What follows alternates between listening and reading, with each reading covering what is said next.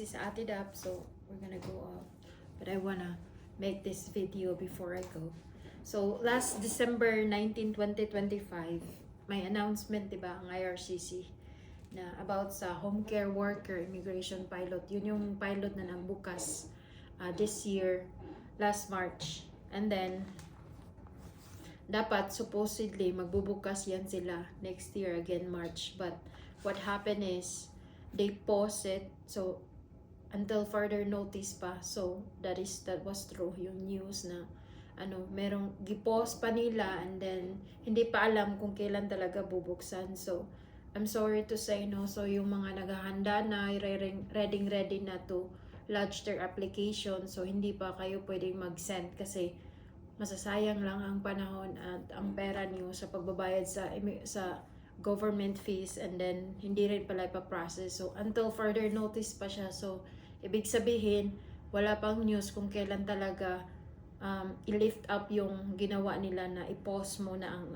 It's because gusto nila, ang immigration, ang IRCC, na yung mga nandito, kailangan matapos. Maraming backlog ng mga previous pathways pa na hindi pa na nagiging PR, on process pang application, wala pang balita. So kaya pinos mo na yung bago para hindi naman madadagdagan yung mga inventory na asikasuhin nila na ipaprocess. So that is why yun yung rason ng IRCC, para makater muna yung mga nandito, yung mga existing, at saka yung mga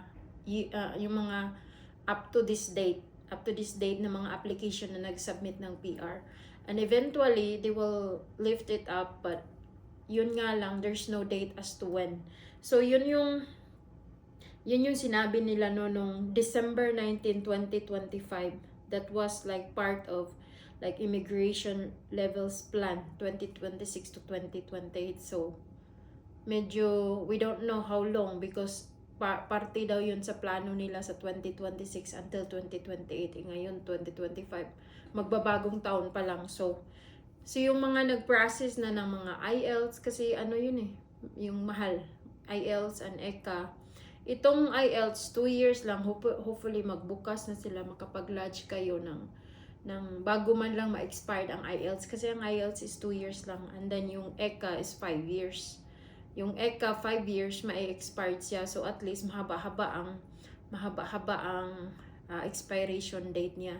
And so as say for example, yung kumuha kayo ng police clearance from the other countries. So kung halimbawa nasa ibang bansa din kayo, not in the Philippines, but meron kayong experience outside of the country, counted kasi yun backwards from the date of your application, 10 years. So kung nakasali let's say for example, nasa Pilipinas ka na and you're not working anymore sa country na former country na pinagtatrabahuan mo, you're gonna need a police clearance, kung para to support nga wala ka bang criminal past record mo sa country pinuntahan mo doon. So kailangan nila yun. So may expired yun, kasi yung akin 6 months lang siya. So as of this moment, we don't know, no? It's because it's until further notice. Walang exact date kung kailan, hindi natin alam. So it's them only. Nag-a-announce lang kasi yan sila bigla kung kailan isasara, kailan i-post, kailan bubuksan. So it's up to them talaga. So we just have to be updated from the website, from the IRCC's website, kasi that's part of their plan. But ang IRCC naman, this is good for the people, yung mga nandito na, kasi this IRCC will continue to process applications received to date in line. No, so yung mga na-receive na hanggang sa ngayon, ipaprocess, i-continue nila yun ipaprocess, kasi nga dahil medyo marami na nga, di ba? So yun, para ma-prioritize as well ng yung mga existing application. So kaya yun yung isa sa reason, no, na ipopost ng IRCC yung magbubukas sana sa March. So yun po, I'm sorry to say sa mga nagpa-process na handang-handa na mag-submit pero hindi din pala makapag-submit. So yun po. So just keep posted sa IRCC's website. So yun po, it's true kung halimbawa merong kayong naghingi ng bayad or down payment. Hopefully makukuha nyo pa muna yung gidown nyo doon para at least man lang magamit nyo muna ang pera, kasi we don't know kung kailan magbubukas or kailan nila i-lift yung nakapost, kasi di ba nakapost lang naman, so hindi siya totally closed, nakapost lang siya.